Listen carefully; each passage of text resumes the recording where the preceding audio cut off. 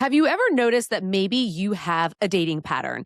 Yes, baby, we are talking about your type, where you keep dating the same type of people over and over again. Maybe you've been in long term relationships with the same type of people over and over again. You get where I'm going with this. And then all of a sudden, you are like, why isn't this working out? Well, it's not always just bad luck. Yes, 110 fucking percent. Sometimes it is bad luck. But what we're talking about here is your patterns and why you keep choosing the same type of person. And this is exactly what we are going to be diving into today of why you pick the type that you pick and what it looks like to actually date outside your type. And yes, have actual success. I am somebody right here, proven success story of dating outside your type and getting married to that type of person, to having lots of clients have success of dating outside their type. And actually, the secret is it's not necessarily your type. There's a lot of subconscious shit that's going on in there. And then, of course, we're going to talk about it, talking about coming and orgasms and how a lot of times people feel like sex should be this obligation. You should be having sex with your partner. You should have sex X amount of days. You should. We're going to stop shitting on ourselves when it comes to sex. And we're going to talk exactly about how to get rid of that feeling of obligation so you are having sex from a needs-based perspective. Let's fucking go. Welcome to Carla Turned On, where dating and relationships get real, sex gets talked about, and the BS gets left on red. Let's get turned on. I hate to break it to you, but your type is familiarity.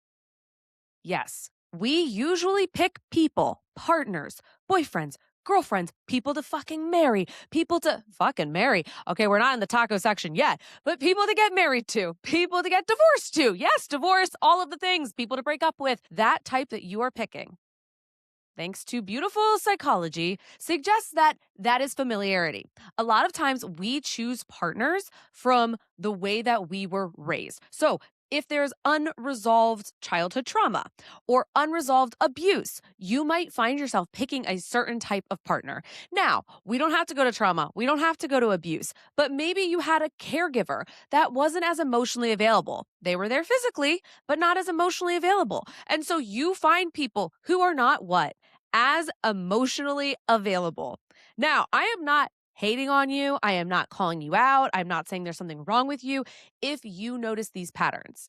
I'm going to tell you right now, as a dating and relationship coach, one of the first things that I look for in client sessions, so yes, if you're one of my clients listening, I've done this before and we've probably talked about it, is trying to find or follow a pattern in dating or relationships. Now, maybe you are like some of my clients who've never been in relationships, who are single as a Pringle, and it doesn't matter what age you are, but just never have been in that long-term relationship. Usually there I look for as well. What are certain patterns with dating? Is it always finding these people who are emotionally unavailable, who just keep ending it after month 3 or 4? Or is it a self-protectant that you're choosing people to go on dates with, or you're choosing to have quick little flings with, but maybe you end it? Familiarity, patterns. As humans, we like to know what's around the corner. What's going to happen? It's like being in a haunted house. Nobody likes that, actually. Okay, side note. I love a good haunted house. I love it. There's a really fun place called the Haunted Forest. It's actually like known, and I like to go there. I like to get scared. And one year, my husband, sister-in-law, and brother-in-law, we all went to the haunted forest. And there was this like corn maze thing, and they made us go in blindfolded. We had to sign these waivers. I should have known right there and then that some weird shit was going to go down. But we were like, let's do it. It looks fun. Like, how serious could this be? No, it was serious. It was terrifying. And we didn't know what was around the corner. That was part of the thrill. And also, you got grabbed. I had like bruising all down my arms. Okay, I know I'm digressing, but I really do enjoy a good haunted house. However, as humans, our brains don't enjoy a good haunted house. Our brains want to know what is going to happen, what's familiar, what feels safe, even if it's not actually safe, or it's not a secure relationship, or it's not healthy, but it's predictable. Now, plot twist, is when you recognize these patterns. It takes growth, okay? It takes growth, it takes experience, it takes going, holy shit, I am sick of doing the same damn thing over and over and over again. That was right here. That was my experience where I just thought, oh my gosh, I keep dating these dudes who are emotionally unavailable. Yes, there's a thrill, there's excitement, there's fun, there's the ups, there's the downs, there's a woohoo, right? But it is not stable. It's not secure. And once I got to a conscious level of realizing this type is patterns from childhood, unhealed trauma that I need to work through, I started dating from a whole new perspective. I wanted somebody who felt more boring. Now, I know I've mentioned my husband. He is not boring, okay? But I will say, when we are talking about nervous system, our nervous systems being regulated, it can feel boring because there's no unpredictability in my marriage. Or when we were dating in the early stages, he came to me and he was the one that was like, hey, I really like you. I'm all in. Like, I'm just letting you know this up front. Like, that's where I'm at. I want to have a conversation about how you feel and where you're at. That's healthy. There was no Carla coming to the person and being like, so I'm ready to make it official. How are you feeling? What I did over and over again in past relationships with men who were never intended to have that conversation with me. However, I will say this for yourself. I want you to think about your patterns right now. Do you go for the guys who pull away? Are you always the one who has to come up with talking about the big topics, the questions, resolving the conflict? Or do you tend to kind of run away? Be more conflict avoidant. Let the other person lead, whether or not your needs are being met. Do you go for people who are secure, but maybe for yourself, you're like, ooh, I need to run from this. This isn't good. My nervous system isn't getting the highs, the exhilarating feelings, those low lows, right? The up and down roller coaster, haunted house bullshit. Or are you the type to feel really anxious and feel like it's only love if you have to fight for it? Okay. I know I gave a lot of examples, and maybe you're sitting here and you're like, Carla, actually, I'm this example. Good. Stick with that. Because what I want you to do is to have the awareness. What is your type? What are the patterns that you find in your type? Or what have you dated before? And now we're going to revolutionize that right now of how to date outside of your type, which can feel scary as shit for somebody who, like I said, doesn't like going into those haunted houses. But trust the brain that it is okay not to have predictability if you keep dating the same person. I don't know. I said this in my book, Contagious Love, Break Free from Codependency for Damn Good. I said I kept dating different faces, same type of person, right? I was like, nah, I'm done with that shit. So we are going to figure out how to date differently and explore what that can look like. So what happens when you find somebody who is different? This is key. You are going to have different communication styles. Yes. If you are used to somebody who you always have to follow up or goes really quick in the beginning, makes you feel really good, and then pulls away, it might feel uncomfortable to find somebody who is secure. Mind you, I am going to be anchoring all of this in what a healthy, secure person would look like who probably isn't your type if you're here. I doubt if you're here, you're like, I need to get rid of secure people in my life. I always say the goal is to move toward a secure attachment. And if you're like, what is she talking about? We have other episodes on attachment styles that you can find, other podcast episodes.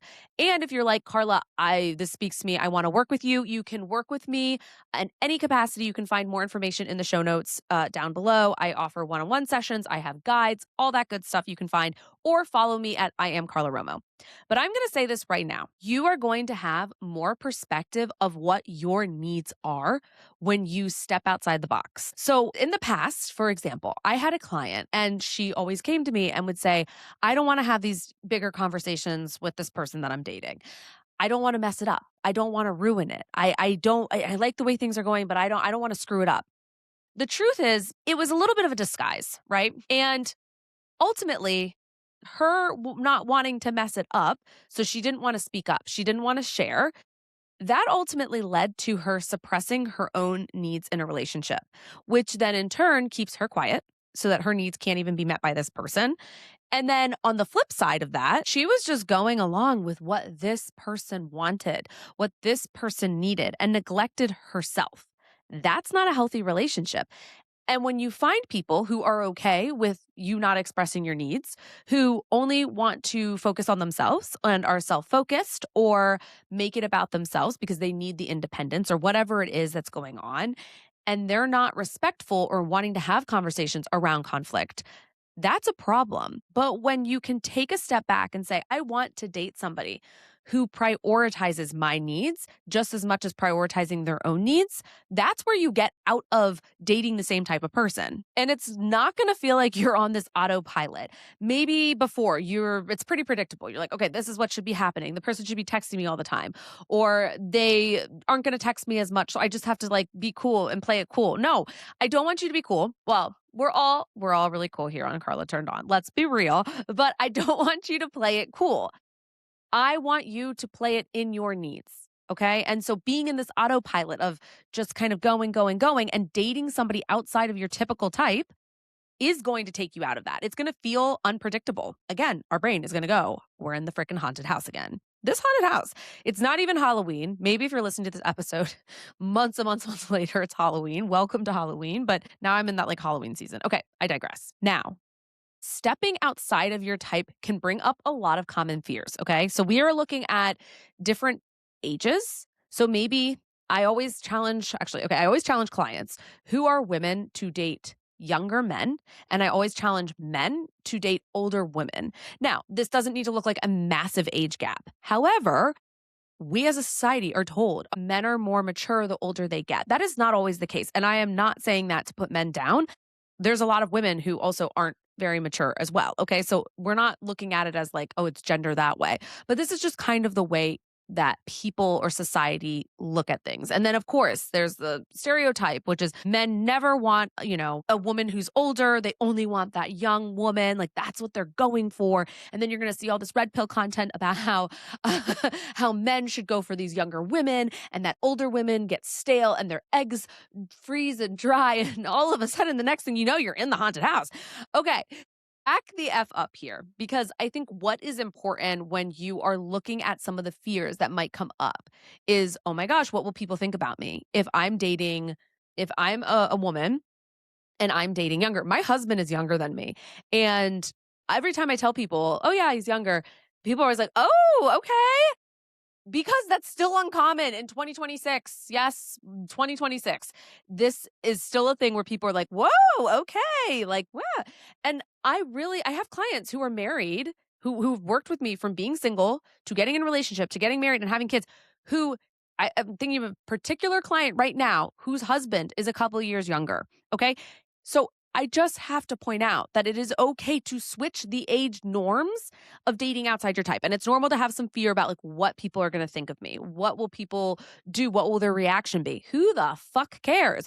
Do what feels right for you, or do something that's uncomfortable, but is acceptable and right. Now, this is a really big one around lifestyle differences. Hey, real quick, don't forget to like and subscribe. And if you want dating support, don't forget to look in the notes below where you can learn all about my guides and how to work with me. And if you want to follow me on my socials, you can find me anywhere at I am Carla Romo. Let's get turned on. I have some clients who have said in the past, like, I really like where they went to school is so important and what they do for work is so important. Now, I can understand you want somebody who's financially stable, but maybe kind of pulling yourself out of that is like how you deem somebody's on the checklist or worthy. Take a step back and really look at what are the values here backing that. Go for the values versus somebody's job title or how much they're making. Obviously, okay, I'm going to reinforce this again. Financial stability is key. So you do want somebody who you're not going to be the one, whether you're a man or a woman. I have had clients who are men feel this need to take care of their girlfriends financially because she wasn't able to hold a job. Okay, that's a problem. And I say hold a job. I understand economy. This fucking economy right now, tons of people are getting laid off. I have personal ties with people, friends and family who are out of work right now. So I am not saying that, oh, you're not financially stable because something out of your control happened. What I'm stating here is you want somebody who's financially stable who isn't constantly getting fired from jobs, right? Where then all of a sudden it's your responsibility to take care of them financially. All right. So here, right, that can also be a fear of like, well, if I don't have these certain markers of like where they went to school or how much they made or whatever, then it's not going to be okay. What you want to find out are the values under it of, oh, well, if I'm going to date differently, I want to make sure they value education, that they're emotionally intelligent, they're intellectual. Like those are all really important things. Okay. You can be smart, you can get through school, but it does not necessarily always equate to intellect. All right. So those are important things to kind of pull back on and look at like what are the values here when you're picking somebody to date and how you're dating differently. The key here is that attraction can always grow, but compatibility, it can't be forced. So that's also important to look at compatibility. And we're not looking at chemistry because I'm going to tell you right now, your type, your pattern, and how you are dating differently was probably based off a lot of chemistry. Okay. I have been there. I have done that. The highs, the lows, the excitement, the roller coaster. Yeah, we're not doing that. This is key. You need to pay attention to how you actually feel around dating somebody who's different. All right. I don't want you to look at, oh, I'm too picky. I need to like expand my circle because I'm too picky. No, actually, when people usually say, oh, I'm too picky, I actually hear that you are either apologizing for trying to meet your needs, okay, in dating, or somebody's telling you that your needs are too much. You need to lower them. No, I'm not saying that at all. But what is important is to evaluate, how do I feel around them? Do I feel like I can be myself? Do I feel like I can be confident? Can I talk about the topics that I want to without being shut down? Does this person listen to me? Like all of those things are important. So, yes, dating differently doesn't mean expanding and opening up. It doesn't mean becoming closed off. It's maybe going out with people you typically wouldn't normally go out with, who might feel more regulated with their nervous system. You also want emotional safety. So back to being secure. That is a nervous system that is regulated. They're not impulsive. There aren't the high highs, the low lows. They know how to regulate, take care of themselves. Now, this doesn't mean that they're not that they're human, okay? At the end of the day, they're human. You want somebody who's a human being. They don't need to be perfect.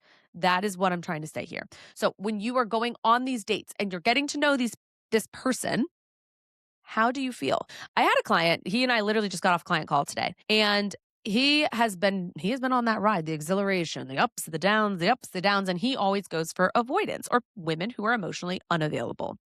And so he's been dating differently, and he recently met somebody who he told me never in his entire life has he felt this comfortable with her.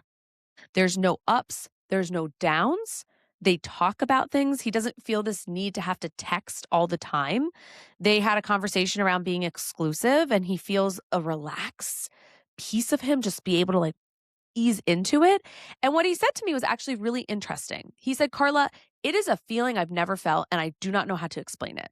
And I think sometimes when you are used to being in these relationships or being with people, you're used to this just chaos, or you're used to picking a certain type and just kind of staying with it. But when you start to date differently, you can't describe the feeling because it's so deep within ourselves. This is why I say a lot of times you have to get out of the subconscious and bring it to the conscious to be able to actually meet somebody that you can be in a relationship with, who is going to be safe, who's going to make you feel comfortable. And then, of course, you want to lean into the curiosity versus the judgment piece. It can feel uncomfortable as hell to go out with somebody who you're like, oh, back to those fears again. Maybe somebody's going to judge me, or they're going to think different, or they do this one thing, or they aren't into working out as much as me, or whatever. It's okay. It's okay. I am really big on leaning in with the curiosity before you start to judge the person. Learn, oh, okay, you don't work out as much. Are you active in other ways? Do you like to hike? And if the person's like, yeah, I love doing those things. Great. It doesn't have to be a one size fits all. Sometimes in our heads, we like that predictability. We say they have to have this, they have to have that, they have to have that. We're not looking at the core values here of what is it that we even want somebody who works out a lot, right? Okay, so the value is they take care of themselves. We want somebody who, has drive or motivation. It doesn't matter where they went to school or how much money they're making. Those are all such important factors here to really just kind of get in there. Dating outside of your type isn't actually about lowering your standards. It's about discovering what actually matters. So you don't have to do the insanity thing, doing the same thing over and over again, expecting different results. Been there, done that. Let's fucking go. It's time to date different. And now we're gonna taco about it. Talking about coming in orgasms. Okay, the taco section. I know I always sometimes talk about what tacos we want to eat. gosh, I'm hungry right now. Honestly. Okay. Do you ever make your own guac? I'm gonna tell you, there's certain brands at the store that the guac is legit, and then there's some guac brands that are just disgusting. But I'm gonna teach you a cheat way. Okay. If anyone is Mexican out here, please don't judge me. I am half Mexican, but when I tell you my cheat way, if you're like, Carla, come on. Oh, come on. Okay. When you're in a pinch and you have an avocado and you have red salsa, okay, chunky red salsa, mix it together. Boom. Amazing avocados, amazing red salsa makes damn good guacamole. So here you have it. There's a little cheat code for you. If you're, say, okay, all right, this is a date idea. Okay, now I'm really digressing. We're going to get into taco in just a moment. This is a great date idea. If you've been going on dates with somebody, you're like, hey, why don't we make tacos together? Bring them to your house or their house, whoever feels comfortable's house, doesn't matter. And then you can make the guac that way and you can have it ready as an appetizer. And they'd be like, oh, did you make the guac yourself? I'm like, yeah, I did. That's not lying. You are not lying. It was not store bought. Okay. The salsa might have been the chunky red salsa, but okay. I know I'm digressing. Let's get into having sex and feeling obligated. A lot of people feel this pressure, this obligation that I should be. I should be having sex X amount of days, or I should be having, women put this pressure on themselves. I know he wants to be pleased. I feel like I'm denying him from that, which the reality is that men and women both have high sex drives and those can be interchangeable and those can change. So it's not just the myth that the dude wants it all. No, not at all. Sometimes women in relationships have a higher sex drive than their partners or the person that they're dating. There's nothing wrong with that. But here is the key here. All right. Here's the kicker is that you need to make sure you are not having sex out of a feeling of obligation that you should be doing this. I want you to think about this right now. Maybe you're single, maybe you're in a relationship, maybe you're newly dating somebody. You guys are having sex or looking back to past relationships. Did you ever feel like you had to have sex because the person wanted to, but you were exhausted and yes, it's consensual because you agreed. So we're talking very, much in consensual sex, but you kind of just felt this like, oh, fine, I'll have sex. I feel bad, but I'm just so tired, but I know they want to, so I'll just have sex. That is putting that feeling of obligation on you. What is key here is to communicate this with the person that you're sleeping with. Instead, use this opportunity as a conversation starter. So maybe the person's like, hey, I want to have sex. Or maybe you feel this obligation around it's newer in dating and the person paid. And you're like, gosh, I feel bad. Like, I feel like I owe them something. You don't owe anybody anything, by the way, if they pay. But we're just talking from a standpoint of there's an obligation feeling. Okay. So whether you're in a relationship that's committed and you are like having sex with this person and you're tired and they want to have sex, or they paid and you feel obligated because they paid, whatever. Okay. This is an opportunity to have a conversation. You can let this person know, hey, you know what? I'm really exhausted from this week. Okay, the person in the relationship. What if we had sex on this day instead? And you guys can plan it. That's okay to plan when you want to have sex. Yeah, it might not feel sexy, but at least you're discussing and having a conversation of, hey, sex is still a priority to me. I'm just tired right now, but can we make a commitment to follow through and have sex on this day? Now, on the flip side, the person who paid, it's okay to put up a boundary and feel like, hey, I'm just going to let you know right now that I like to take things slower. I'm not really in the mood to have sex. Or maybe you guys had sex 2 days ago and you guys are hanging out again and you're feeling this obligation of like, it's new. I know they want to have sex, whatever. It's okay also just to say, hey, you know, I really enjoyed dinner tonight. I'm having a blast. Like I enjoy spending time with you, but I'm feeling a little tired from this week. Could we skip having sex and instead could we cuddle? Or could we watch our show together that we had talked about watching?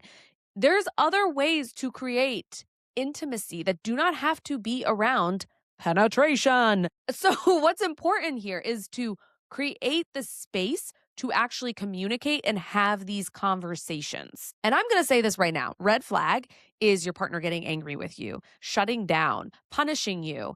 And when I say partner, I'm talking about sexual partner, okay? So it can be somebody you're dating, it can be the person you're married to, the person you're in a relationship with, exclusive with, it doesn't matter. But if they are basically retaliating because they're not getting their needs met or they try to push you in one direction, that is a red flag. That is not healthy reaction and behavior. I'm going to be real. Sex, okay, is a need However, if they're really upset because they're like, gosh, my sexual needs haven't been met, they can masturbate. Like there are ways for them to take care of themselves. Now, maybe it's been a little bit of time since you've had sex with this person and they're really looking forward to it and you're just not in the mood. That's okay.